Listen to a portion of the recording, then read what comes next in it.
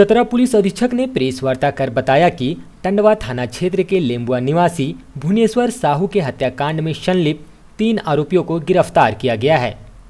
साथ ही पुलिस अधीक्षक ने बताया कि बीते 2 फरवरी को भुवनेश्वर साहू को अपहरण कर जंगल में ले जाकर हत्या कर दी गई थी। गुप्त सूचना के आधार पर हत्याकांड में संलिप्त 3 आरोपी रोहित कुमार, राजू पासवान, दीपक कुमार जो रांची में छिपकर रह रहे थे, उन्हें अनुमंडल पुलिस पदाधिकारी टंडवा के नेतृत्व में एसआईटी की टीम गठित कर कार्रवाई करते हुए तीनों आरोपियों को गिरफ्तार कर न्यायिक हिरासत में भेजा गया।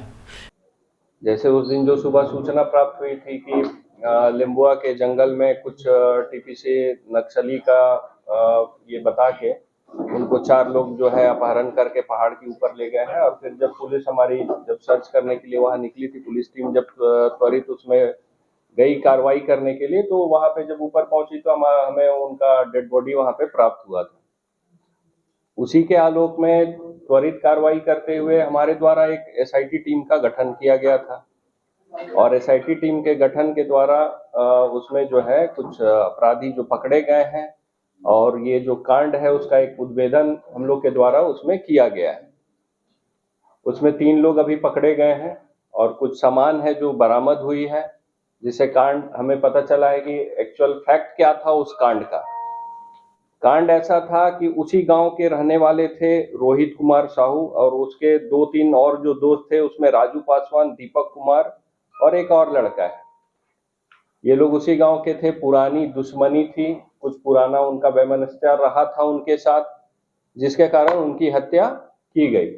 और इस हत्या को एक सुनियोजित तरीके से उसको वो किया गया कि जिसमें लगे कि कोई या तो टीपीसी के द्वारा या कोई उग्रवादियों के द्वारा इस घटना को कारित किया गया है। और एसआईटी टीम ने इसमें बहुत अच्छे से त्वरित कार्रवाई करते हुए सबकी अरेस्टिंग की है और इस कांड का उद्भेदन भी किया है। और ये केस आप लोगों के सामने भी आज ये खुल रहा है और रखा जा रहा है आपके माध्यम से। इसमें अभी तक हम लोगों के जांच में या अनुसंधान में कोई उग्रवादियों की बात अभी तक नहीं आ पाई। भविष्य में अगर वैसा कुछ पाया जाता है तो वो अनुसंधान का विषय है, वो अनुसंधान आगे चलता रहेगा। लेकिन ये जो हत्या था वो एक आपसी रंजिश का हत्या था। जैसे इसमें एक जो लड़का है रोहित कुमार साहू, इसका भाई जो है एक पहले भी किसी के पोक्सो के केस में वो जेल गया हुआ है। तो इसका ये मानना था कि उसको जेल भिजवाना या जेल जब वो गया या केस करवाना, उसके पीछे कहीं ना कहीं भुवनेश्वर साहू का हाथ था, ये इसका ऐसा मानना था। उसी के क्रम में ये मतलब बदला लेने के ख्याल से और भी बहुत सारा उसके साथ इशू था। जैसे उससे जो पूछताछ में पता चला कि एक बार वो जंगल से लकड़ी काट के लाया था, तो उसमें कुछ उसको परेशान किया गया, इसके द्वारा परेशान किया गया, भुवनेश्वर साहू मृतक जो है उनके द्वारा परेशान किया गया। तो उसी का ये बदला लेने के लिए ये पिछले घटना के सप्ताह 10 दिन पहले से ये प्लानिंग कर रहा था। मेन प्लानर अगर कहा जाए तो ये रोहित साहू ही मेन प्लानर यही था, रोहित कुमार साहू ही मेन प्लानर था। ये टेम्पू चलाता है, 2-3 साल से ये रांची में रह रहा था। ये घटना के कुछ दिन पहले यहाँ आता है, अपने दोस्तों को 3-4 लड़कों को ये जमा करता है। 3-4 दिन तक वो भुवनेश्वर साहू के डेली जंगल जाने वाले रास्ते का रेकी करता है कि कितना बजे जाता है गाय को छोड़ने के लिए, कब कैसे वापस आता है।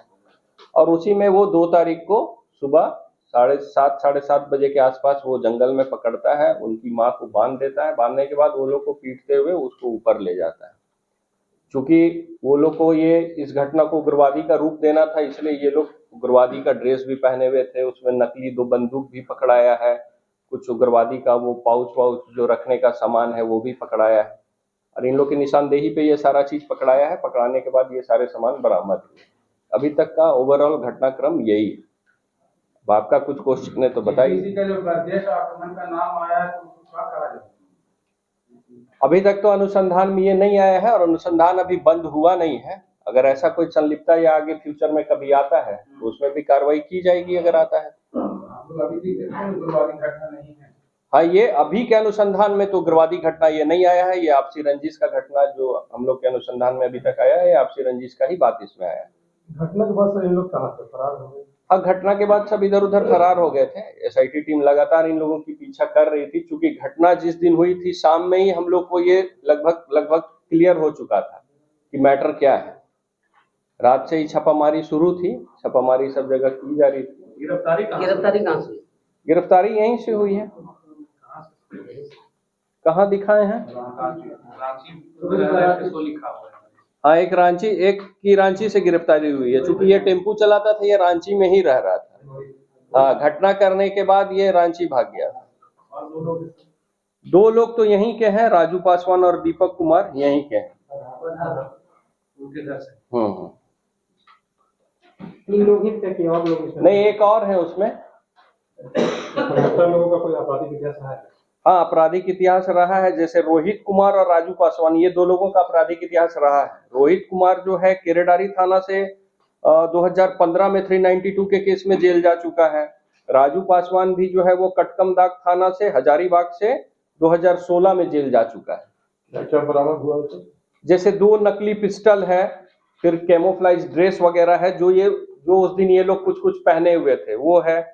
फिर एक टांगी भी है, और जो 2 मोबाइल है वो भी बरामद हुआ है। नहीं, पैसा वगैरह नहीं बरामद हुआ है, क्योंकि पैसा उसके पास तो था नहीं, पैसा तो लूट हुआ नहीं है।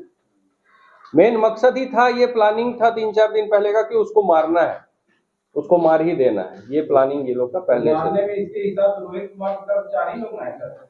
हाँ, 4 लोग थे इस घटना में टोटल। 3 पकड़ा गए हैं। मेन लीडर यही रोहित साहू ही था। टांगी मिला है, प्रेस रिलीज जारी किया, बोला कि हम लोग क्या किसी को हमने रिलीज जारी किया है, हम लोग इसमें हाथ है ही नहीं, तो वो क्या प्रेस रिलीज जारी किया, मेरे पास तो है नहीं, हम उसमें कोई कमेंट नहीं करना चाहिए। ये तो चैलेंजिंग था। खुलासा कैसे हुई सर? कैसे आप लोग इसका तहकीकात किए? कैसे मतलब मोबाइल का लोकेशन कैसे निकाले पूरे उसमें? नहीं, अब उतना खुलासा तो टेक्निकली हम आपको नहीं बता सकते हैं। वो कुछ पार्ट है जो हमारा वो मतलब इंटरनल है, वो एक्शन करने का, उसको आप रहने दीजिए। एसआईटी टीम ने इसमें बहुत अच्छा काम किया है। बहुत अच्छा।